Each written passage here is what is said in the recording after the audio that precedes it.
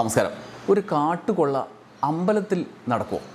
നമുക്ക് ശബരിമലയുടെ മുൻ അനുഭവമൊക്കെ ഉള്ളതുകൊണ്ട് ചെറുതായിട്ടൊക്കെ നടക്കുന്ന നിങ്ങൾക്ക് ചിലപ്പോൾ തോന്നും. എന്നാൽ നമ്മളറിയാത്ത, നമ്മളെ മാധ്യമങ്ങൾ ചില ഗോതി മീഡിയകൾ അറിയിക്കാത്ത വമ്പൻ കാട്ടുകൊള്ള അങ്ങ് അയോധ്യയിൽ നടന്നിട്ടുണ്ട്. നരേന്ദ്രമോദി മുതൽ യോഗി ആദിത്യനാഥിൻ്റെ വരെ RSS മുതൽ BJPയുടെ വരെ നിലനിൽപ്പിനെ പോലും ചോദ്യം ചെയ്യുന്ന ഒരു വിശ്വാസ വഞ്ചന, മോഷണം, കവർച്ച എന്നൊക്കെ പറയുന്ന സംഗതിയാണ് അയോധ്യയിൽ നടന്നത്. അതിൻ്റെ വിശദാംശങ്ങളിലേക്കാണ് നമ്മൾ ഈ വീഡിയോയിലൂടെ പോകുന്നത്.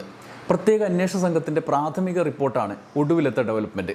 അവിടുന്ന് നമുക്ക് പിന്നോട്ട് പോകാം. വ്യാപക തട്ടിപ്പിനെ കുറിച്ചുള്ള വിവരങ്ങൾ പുറത്തു വന്നതിനെ തുടർന്ന് ഒരു FIR പോലും രജിസ്റ്റർ ചെയ്യാൻ തയ്യാറാകാതിരുന്ന UP സർക്കാർ ഒടുവിൽ പ്രത്യേക അന്വേഷണ സംഘത്തെ വെച്ച് അന്വേഷണം നടത്തുകയാണ്.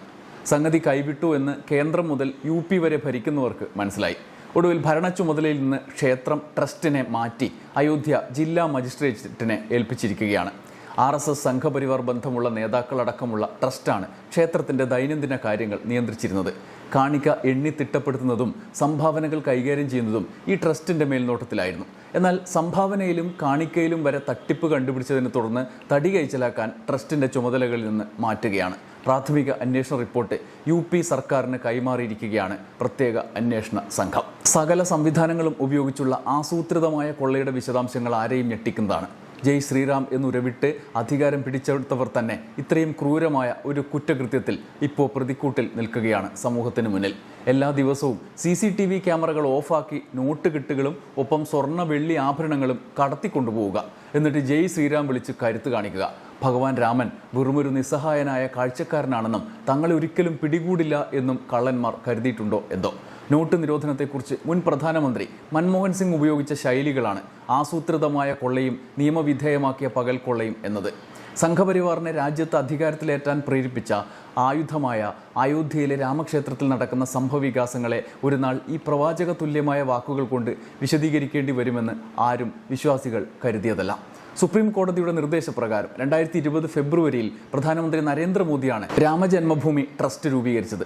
സംഘപരിവാറുമായി അടുത്ത ബന്ധമുള്ള ഉദ്യോഗസ്ഥർ, രാഷ്ട്രീയക്കാർ, സന്യാസിമാർ തുടങ്ങിയവരെയാണ് ട്രസ്റ്റിൽ ഉൾപ്പെടുത്തിയത്. വിശ്വ ഹിന്ദു പരിഷത്തിന്റെ നേതാവ് ചമ്പത് റായ് ജനറൽ സെക്രട്ടറിയായി പ്രവർത്തിക്കുന്നു. യോഗി ആദിത്യനാഥും നരേന്ദ്രമോദിയും സമ്പൂർണ്ണ മേൽനോട്ടം വഹിക്കുന്ന ക്ഷേത്രം. ഒരു FIR പോലും രജിസ്റ്റർ ചെയ്യാതെ പ്രതികളെ രക്ഷിക്കാൻ ഉത്തർപ്രദേശ് സർക്കാർ ശ്രമിച്ചു എന്ന ആരോപണവും തെളിവുകളും ഇപ്പോൾ പുറത്തുവരികയാണ്.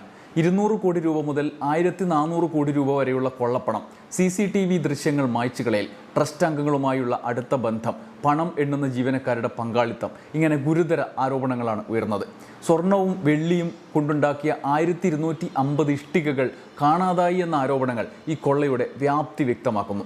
ട്രസ്റ്റിൻ്റെ പണം തട്ടിയെടുക്കാൻ ചമ്പത് റായ് അമിത വിലയ്ക്ക് ഭൂമി വാങ്ങി എന്ന് പറഞ്ഞുകൊണ്ട് ആം ആദ്മി പാർട്ടി നേതാവ് സഞ്ജയ് സിംഗ് ആയിരക്കണക്കിന് കോടിയുടെ കൊള്ളയാണ് വിളിച്ചു പറഞ്ഞത്.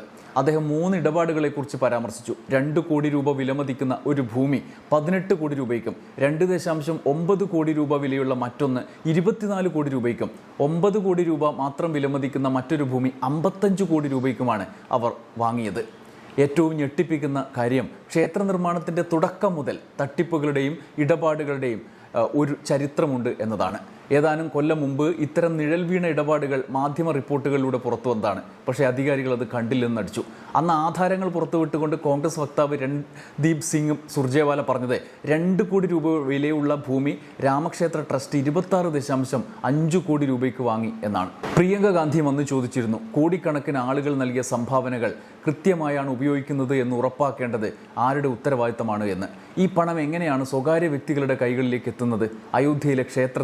അയോധ്യയിലെ ക്ഷേത്രത്തിന് ചുറ്റുമുള്ള സംശയാസ്പദമായ ഭൂമി ഇടപാടുകളിലൂടെ BJP നേതാക്കളും ഉദ്യോഗസ്ഥരും കൊള്ളയടിക്കുകയാണ് ചെയ്തത് എന്നാണ് അന്ന് പ്രിയങ്ക ഗാന്ധി പറഞ്ഞത്. അഴിമതി ആരോപണം നേരിടുന്ന BJP VHP നേതാക്കളെ ട്രസ്റ്റിൽ നിലനിർത്തിയതിലൂടെ പ്രധാനമന്ത്രി സുതാര്യതയുടെയോ അഖണ്ഡതയുടെയോ ഒരു മാതൃകയല്ല കാണിച്ചത് എന്നും അന്ന് അവർ പറഞ്ഞു. അയോധ്യയിലെ രാമക്ഷേത്ര നിർമ്മാണ സമിതി രൂപീകരിച്ചതു മുതൽ അതിൻ്റെ ചെയർമാനായി പ്രവർത്തിച്ചു വരുന്നയാളാണ് നൃപേന്ദ്ര മിശ്ര. പിന്നാലെ നരേന്ദ്രമോദി പ്രധാനമന്ത്രിയായിരുന്ന 2014 മുതൽ 2019 വരെയുള്ള കാലയളവിൽ അദ്ദേഹത്തിൻ്റെ ഏറ്റവും സ്വാധീന ശക്തിയുള്ള പ്രിൻസിപ്പൽ സെക്രട്ടറിയായി സേവനം അനുഷ്ഠിച്ച ആളാണ് എന്നുകൂടി നമ്മൾ ചേർത്ത് വായിക്കണം. അങ്ങനെ വിരമിച്ച IAS ഉദ്യോഗസ്ഥനാണ് അദ്ദേഹം. ഈ കേസിൽ പ്രധാനമായി പ്രതിക്കൂട്ടിൽ നിൽക്കുന്ന ആളുകളുടെ ഒരു പട്ടികയുണ്ട്. വിശ്വ ഹിന്ദു പരിഷത്തിൻ്റെ പ്രധാനപ്പെട്ട നേതാവ് കൂടിയായ ചമ്പത് റായിയാണ് ഈ കൊള്ളയുടെ ആസൂത്രകൻ എന്നാണ് ഉയർന്ന ആരോപണങ്ങളിൽ നിന്നും നമുക്ക് മുന്നിലേക്ക് വരുന്ന വിവരങ്ങൾ. യഥാർത്ഥത്തിൽ ഒരു FIR പോലും രജിസ്റ്റർ ചെയ്യാതെ അദ്ദേഹത്തെ സംരക്ഷിച്ചു നിർത്തുന്നത് ആരാണ് എന്നതാണ് ഒന്നാമത്തെ ഈ കേസിലെ ആരോപണ വിധേയനെക്കുറിച്ചുള്ള ചോദ്യം. രണ്ടാമത്തേത് രാം ശങ്കർ യാദവ് ടിന്നു ചമ്പത്രായുമായി മുൻപ് അദ്ദേഹത്തിൻ്റെ ഡ്രൈവറായി പ്രവർത്തിച്ച, ഇപ്പോൾ സഹായിയായി പ്രവർത്തിച്ചു വരുന്ന ഒരാൾ. എല്ലാ മനുഷ്യരും അത്ഭുതത്തോടെ നോക്കിക്കണ്ട വളർച്ചയാണത്രേ ടിന്നു യാദവിൻ്റേത്. ഒരു ഡ്രൈവറിൽ നിന്ന് 6-ലധികം റെസ്റ്റോറൻറ്റുകളിൽ ബിസിനസ് പങ്കാളിത്തമുള്ളയാൾ. CCTV ദൃശ്യങ്ങൾ മായ്ച്ചു കളഞ്ഞത് ടിന്നു യാദവാണെന്നാണ് ഇപ്പോഴുള്ള ആരോപണം. മൂന്നാമത്തേത് ട്രസ്റ്റിലെ മറ്റു പ്രമുഖ അംഗങ്ങളും ഉദ്യോഗസ്ഥരും. അവരൊക്കെ അനിൽ മിശ്ര, കൗണ്ടിംഗ് വിഭാഗത്തിൻ്റെ ചുമതലയുള്ള ഗോപാൽ റാവു തുടങ്ങിയ ആളുകളിലേക്കും ഇതിൻ്റെ അന്വേഷണം വിരൽ ചൂണ്ടുകയാണ്. പണം എണ്ണുന്ന ജീവനക്കാർ നോട്ടുകെട്ടുകൾ പോക്കറ്റിലാക്കുന്ന CCTV ദൃശ്യങ്ങൾ പുറത്തു വന്നതും നിശ്ചയിക്കപ്പെട്ട സുരക്ഷാ മാനദണ്ഡങ്ങളുടെ 10% പോലും പാലിക്കപ്പെട്ടില്ല എന്ന നൃപേന്ദ്ര മിശ്രയുടെ തുറന്നു പറച്ചിലും ഇവരുടെ വീഴ്ചയായി കണക്കാക്കുന്നു. നാലാമത്തേത് പണം എണ്ണുന്ന താൽക്കാലിക ജീവനക്കാരും ബാങ്ക് ഉദ്യോഗസ്ഥരും. രാഷ്ട്രീയമായി വൻ തോക്കുകളെ പൂർണ്ണമായി തൊടാൻ BJP ഉത്തർപ്രദേശ് സർക്കാരോ തയ്യാറായില്ലെങ്കിൽ ഈ തട്ടിപ്പിൻ്റെ മുഴുവൻ ഉത്തരവാദിത്വവും പണം എണ്ണാൻ നിയോഗിക്കപ്പെട്ട ഈ താഴെത്തട്ടിലുള്ള ജീവനക്കാരുടെയും ബാങ്ക് ഉദ്യോഗസ്ഥരുടെയും മേൽ കെട്ടിവെച്ച് കൈ കഴുകാനുള്ള സാധ്യതയാണ് പലരും ചൂണ്ടിക്കാണിക്കുന്നത്. CCTV ദൃശ്യങ്ങൾ മായ്ച്ചു കളഞ്ഞതും പണം നേരിട്ട് മോഷ്ടിച്ചതും ഇവരാണെന്ന് വരുത്തി തീർത്ത് വലിയ നേതാക്കളെ രക്ഷിച്ചെടുക്കാനുള്ള ശ്രമം നടക്കുമത്രേ. അഞ്ചാമത്തേത് KD തിവാരി. രാമക്ഷേത്രത്തിൽ ഭക്തർ സമർപ്പിക്കുന്ന സ്വർണം, വെള്ളി ആഭരണങ്ങളും മറ്റ് വിലപിടിപ്പുള്ള വസ്തുക്കളും രേഖപ്പെടുത്തുന്നതിൻ്റെയും അളക്കുന്നതിൻ്റെയും ചുമതല KD തിവാരിക്കായിരുന്നു. ക്ഷേത്രത്തിലെ സ്വർണ്ണ കട്ടികളും വെള്ളി ഇഷ്ടികകളും കാണാതായതുമായി ബന്ധപ്പെട്ടാണ് ഇയാൾ സംശയനിഴലിലായത്. വളരെ കുറഞ്ഞ ശമ്പളം ഉണ്ടായിരുന്ന ഇയാൾ കഴിഞ്ഞ കുറച്ച് നാളുകൾക്കിടെ 1.5 കോടിയുടെ ഭൂമിയും 5 കോടിയോളം രൂപയുടെ ആസ്തിയും സമ്പാദിച്ചു എന്നാണ് ആരോപണം. അനുകൽപ് മിശ്ര, ലവ് കുശ് മിശ്ര 6-7 പ്രതികൾ. രാമക്ഷേത്രത്തിൽ ലഭിക്കുന്ന കാണിക്കകളും സംഭാവനകളും എണ്ണിത്തിട്ടപ്പെടുത്തുന്ന വിഭാഗത്തിലെ ജീവനക്കാർ. പ്രാഥമിക ഘട്ടത്തിൽ ഒരു FIR പോലും ഇടാൻ തയ്യാറാകാതെ പ്രതികളെ സംരക്ഷിക്കാനും തെളിവുകൾ നശിപ്പിക്കാനുള്ള അവസരം നൽകാനും UP സർക്കാർ മുന്നിട്ടിറങ്ങി എന്നാണ് പ്രതിപക്ഷത്തിൻ്റെ മുഖ്യ ആരോപണം. പിന്നീട് SIT രൂപീകരിച്ച് അന്വേഷണം നടത്തി. എങ്കിലും പ്രാഥമിക ഘട്ടത്തിൽ പോലും പ്രതികൾക്കെതിരെ നടപടികൾ കൈക്കൊണ്ടില്ല. അടുത്ത വർഷത്തെ UP നിയമസഭാ തെരഞ്ഞെടുപ്പിന് മുമ്പ് BJPയെ പ്രതിരോധത്തിലാക്കിയ അയോധ്യ തട്ടിപ്പിൽ നിന്ന് തടിയൂരാൻ കിണഞ്ഞ് പരിശ്രമിക്കുകയാണ് അവിടുത്തെ സർക്കാർ. SITയുടെ പ്രാഥമിക റിപ്പോർട്ടും ട്രസ്റ്റിനെതിരാണ് എന്നത് BJPയെ കുരുക്കിലാക്കും. 2020 ക്ഷേത്ര നിർമ്മാണത്തിനുള്ള ഭൂമി പൂജ നിർവഹിച്ചതു മുതൽ 24 പ്രധാനമന്ത്രി നരേന്ദ്രമോദി മുഖ്യ യജമാനനായി പ്രതിഷ്ഠ നടത്തിയതും തുടർ സംഭവങ്ങളുമെല്ലാം നമ്മുടെ മനസ്സിലേക്ക് ഓടിയെത്തും. എന്നാൽ അണിയറയിൽ നടന്ന കാര്യങ്ങൾ, തട്ടിപ്പുകൾ പകൽ പോലെ വ്യക്തമായതോടെ BJPയുടെ രാഷ്ട്രീയ വിശ്വാസ്യതയും ഭരണ പ്രതിച്ഛായയും ആഴത്തിൽ ബാധിക്കപ്പെട്ടിരിക്കുകയാണ്. സമാജ്വാദി പാർട്ടി ആദ്യം ക്ഷേത്രക്കൊള്ള ഉന്നയിച്ചപ്പോൾ BJP പരിഹസിക്കുകയായിരുന്നു. അയോധ്യ തകർക്കാനുള്ള നീക്കം എന്നുവരെ അവർ ന്യായീകരിച്ചു. എന്നാൽ ഇപ്പോൾ കാര്യം നിസ്സാരമല്ല എന്ന് വന്നിരിക്കുന്നു. ഒടുവിൽ സുബ്രഹ്മണ്യ സ്വാമിയുടേതായി വന്ന പ്രതികരണം ഇങ്ങനെയാണ്: രാമക്ഷേത്രത്തിൽ നടന്ന അപമാനകരമായ കവർച്ചയിൽ പ്രധാനമന്ത്രി നരേന്ദ്രമോദിക്കും ഉത്തരവാദിത്വമുണ്ട് എന്നാണ്. ഒരു കാലത്തും ഇല്ലാത്ത വിധം കേന്ദ്ര സർക്കാരും വിവിധ BJP സർക്കാരും അഴിമതി ചുഴിയിൽ വീണ് നെട്ടോട്ടം ഓടുകയാണ്. ഗോദി മീഡിയ കണ്ടിൽ നിന്ന് നടിക്കുമ്പോഴും നാടൊന്നാകെ അന്തം വിട്ടിരിക്കുകയാണ്. ധർമ്മേന്ദ്ര പ്രധാന്റെ രാജിയോളം എത്തി നിൽക്കുന്ന ആരോപണം ഒരു ഭാഗത്ത്, സംസ്ഥാന മുഖ്യമന്ത്രിമാർ വരെ അഴിമതി കേസുകളിലും ആരോപണങ്ങളിലും പെട്ടുകിടക്കുന്നു മറുഭാഗത്ത്. കേന്ദ്ര അന്വേഷണ ഏജൻസികൾ രാവെളുക്കും മുമ്പ് ഏതെങ്കിലും ആരോപണം എവിടെയെങ്കിലും വന്നാൽ മുഖ്യമന്ത്രിമാരുടെയും പ്രതിപക്ഷ നേതാക്കളുടെയും വീടുകളിൽ കയറിയിറങ്ങുന്ന അന്വേഷണ ഏജൻസികൾ എവിടെയാണ്?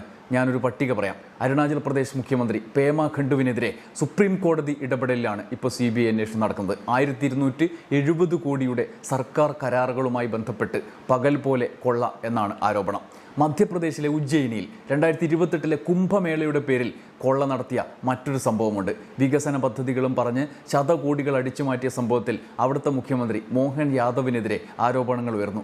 ദി ഇന്ത്യൻ എക്സ്പ്രസ് പുറത്തുവിട്ട വാർത്തയെ തുടർന്ന് മധ്യപ്രദേശിൽ രാഷ്ട്രീയ കൂളിളക്കം ഉണ്ടായിരിക്കുകയാണ്. എല്ലാത്തിനും അപ്പുറത്താണ്, ഇതിനൊക്കെ പുറമെയാണ് BJPയുടെ രാഷ്ട്രീയ ആയുധമായ അയോധ്യ ക്ഷേത്രത്തിലെ കാട്ടുകൊള്ള.